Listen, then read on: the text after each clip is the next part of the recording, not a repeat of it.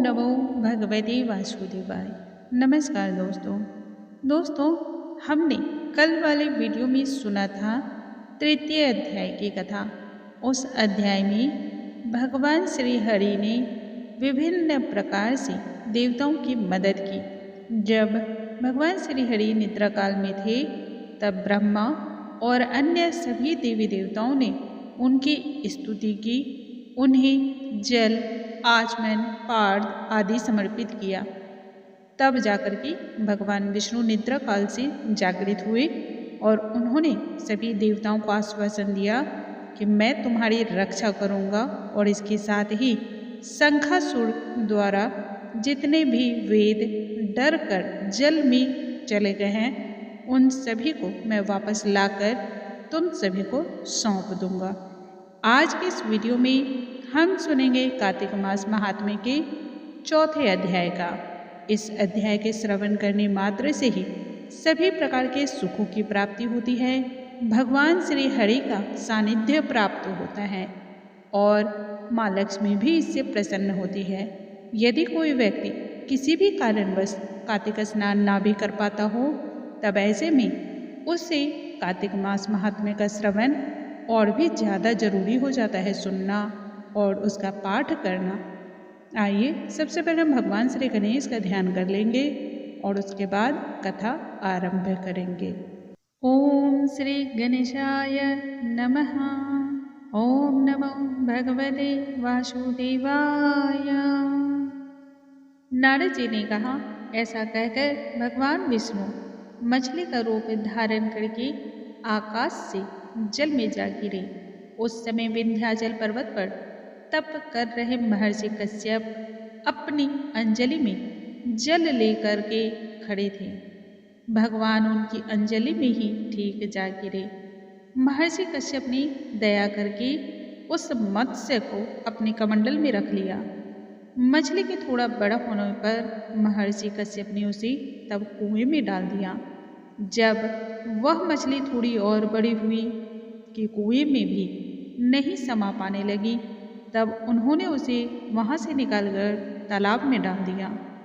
कुछ समय के बाद वह मछली और भी ज़्यादा बड़ी हो गई कि वह तालाब में भी न आ सकी। तब महर्षि ने उसे वहां से भी निकालकर समुद्र में डाल दिया। धीरे धीरे मछली का आकार बढ़ने लगा।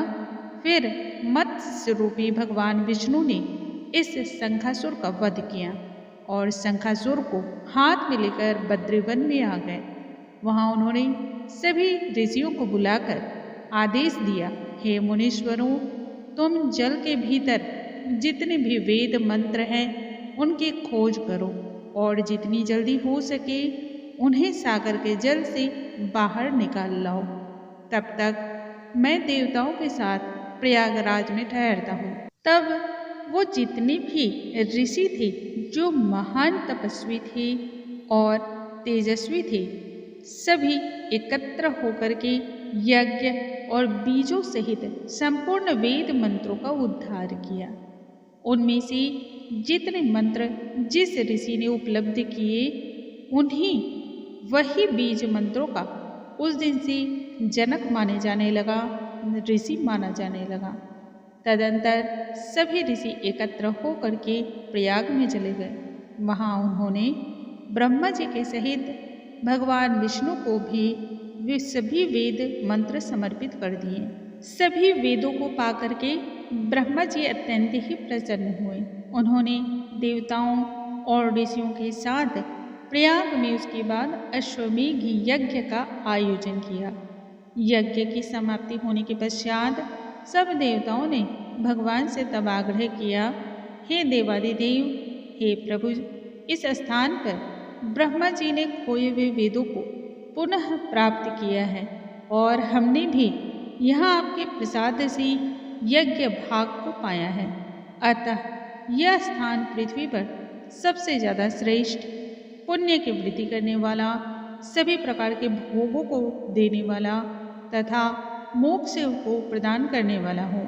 इसके साथ ही इस स्थान को महापुण्यमय और बड़े से बड़ा महापापियों की बुद्धि को भी शुद्धि करने वाला हो तथा यह स्थान यहाँ दिए हुए दान को अक्षय प्रदान करने वाला हो, ऐसा वर मैं आपसे अभिलाषा रखता हूँ। तब भगवान विष्णु बोली, हे देवताओं, तुमने जो कुछ कहा है वह सब मुझे स्वीकार्य है। तुम लोगों ने बहुत ही उत्तम विचार अपने रखे हैं।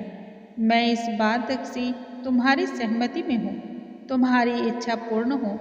आज से यह स्थान ब्रह्म क्षेत्र के नाम से जाना जाएगा।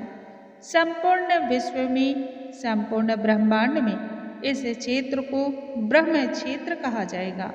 सूर्यवंश में उत्पन्न राजा भगीरथ यहाँ गंगा को लेकर आएंगे। वही गंगा को पृथ्वी पर अवतरित कहलाएंगी और वह यहाँ सूर्य कन्या यमुना से मिलेगी। आज से यह तीर्थ सभी तीर्थों में राजा होगा। इसे तीर्थ राज के नाम से भी जाना जाएगा।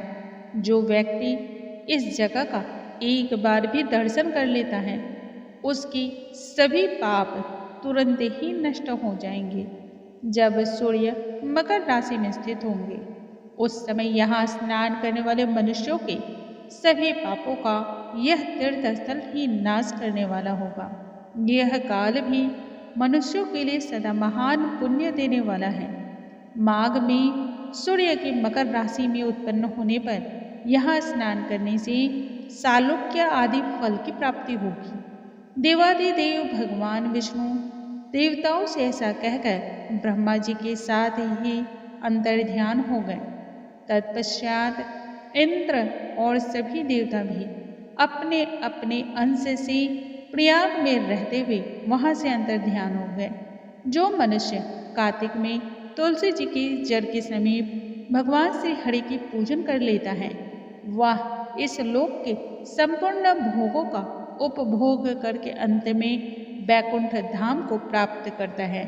जो मनुष्य तुलसी जी के जड़ के समीप शालिग्राम की पूजा करता है वह इस लोक में सभी प्रकार के सुखों को भोगता है और जब जीवन का अंत समय आता है तब बैकुंठ धाम को चला जाता है। इस प्रकार से आज के इस अध्याय को हम समाप्त करते हैं। यहीं पे चौथा अध्याय समाप्त होता है। अगले वीडियो में कार्तिक मास महात्म्य के 5वें अध्याय का हम श्रवण करेंगे। उस अध्याय में बताया गया है कार्तिक मास में स्नान करने की विधि क्या होती है और उद्यापन की विधि क्या होती है। अगले वीडियो में हम फिर से मिलेंगे। तब तक के लिए नमस्कार दोस्तों।